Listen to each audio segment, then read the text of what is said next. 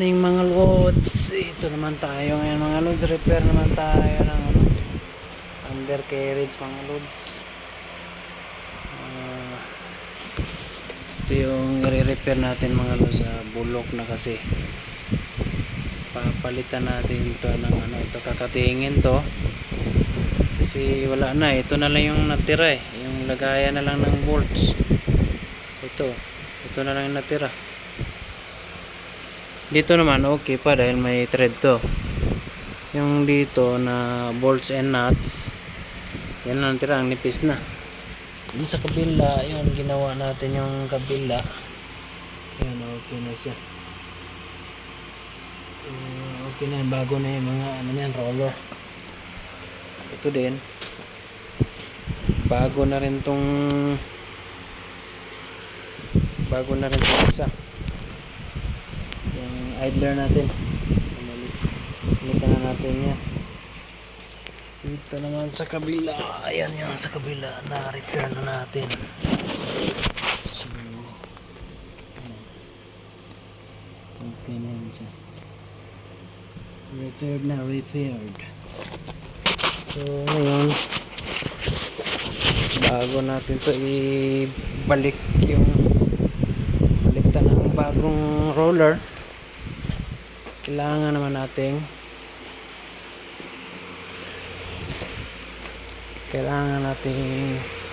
katingin muna, kagaya nito yung tinating natin ito.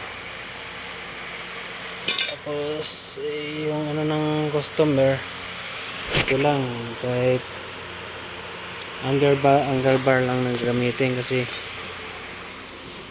hindi naman daw nila gagamitin ng sobrang habang panahon.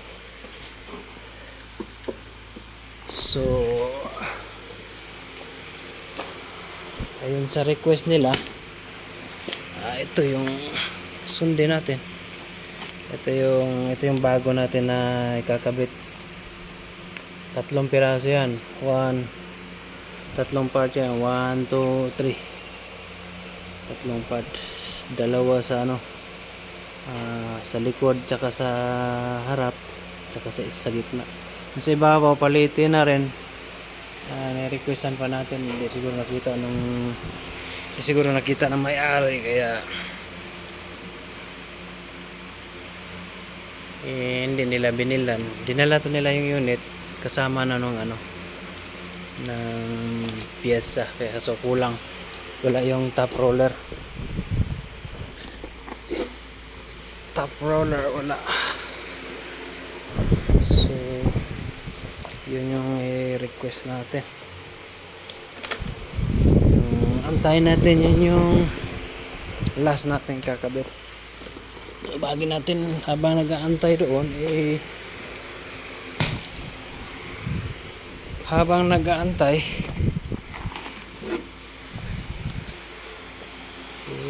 repair muna natin to, tapos install yung mga bagong rollers.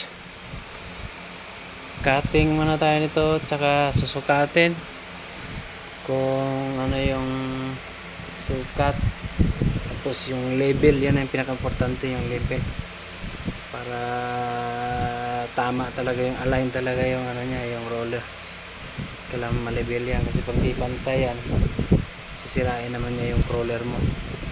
Yung pagkita ng crawler, lalaki yung clearance kasi yan metal yan kikis-kis yan kung magkaiba yung parang kagaya nung sa pulley ng belt. Pag di yan pantay, ubusin yung belt mo. At ganun din to, roller type kasi ito, rubber siya, rubber roller type.